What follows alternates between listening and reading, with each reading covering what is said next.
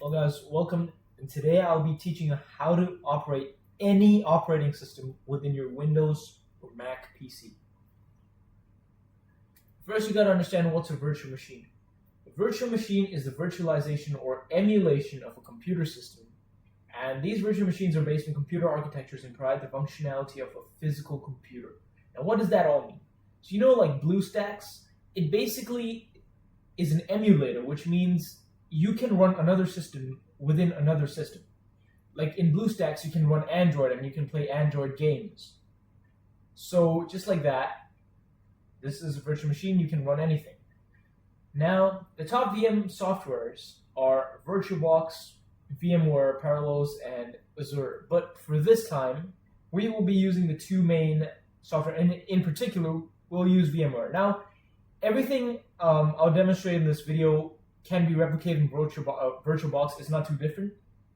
So these are the basic steps going forward. All you need to do first is install an ISO file version of the software. Now this can be Windows, Linux, or a Mac OS. It does not matter. If you find the ISO for Mac OS, it's a bit tricky to install. Start the VM and select system specs. Then you complete setup and settings, and then suspend the VM to save settings. Now I'd like to make a disclaimer. That is, to install an ISO of a Mac OS, it won't be so easy. The best way to do it is through a Mac computer yourself. I'll link a video in the description on how to do it. Okay, so let's move on. So in order to download Windows 7, you firstly have to download an ISO file. So click on free download here. Yeah, and you don't need to put any product key within this. It's genuinely safe. But if you feel there's any problem, just scan it with your antivirus one time. Okay, so moving on to how to install a virtual machine. So first of all, after you downloaded VMware and set up everything, you go to create new virtual machine. After this, you select your installation. Now for now, I'm gonna select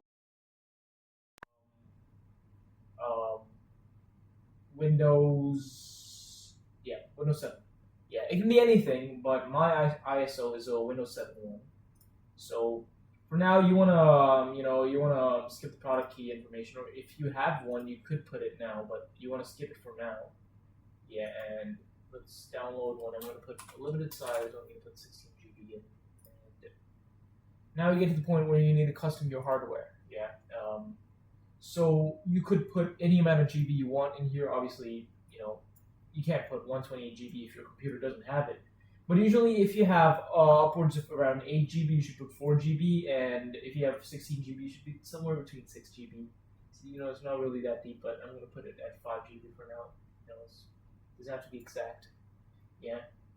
Processors, any amount will do, but, usually keep it 4. And network adapter, and all these, sort of settings are already within.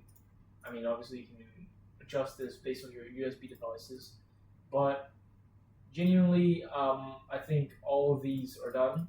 Yeah, and maybe you should specify your monitor settings. For example, if mine is this, I'm gonna place it as this. So you close this, and once you're done, you click finish. Yeah. After this, the installation will begin, and it's pretty straightforward there on out. Yeah.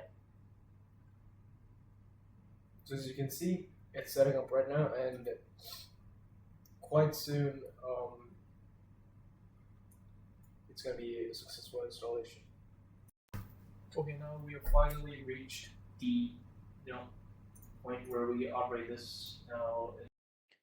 Okay, so in order to download something like Linux, all you need to do is, a distribution is Linux is Ubuntu, so let's do that. So you need to install Ubuntu. Yeah, let's just call ourselves ICT.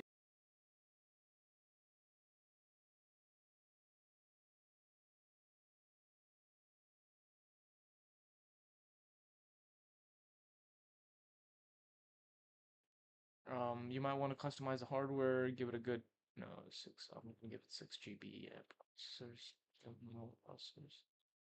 Yep, and now you're ready with your virtual machine. Okay, so now after some wait, we finally installed Ubuntu.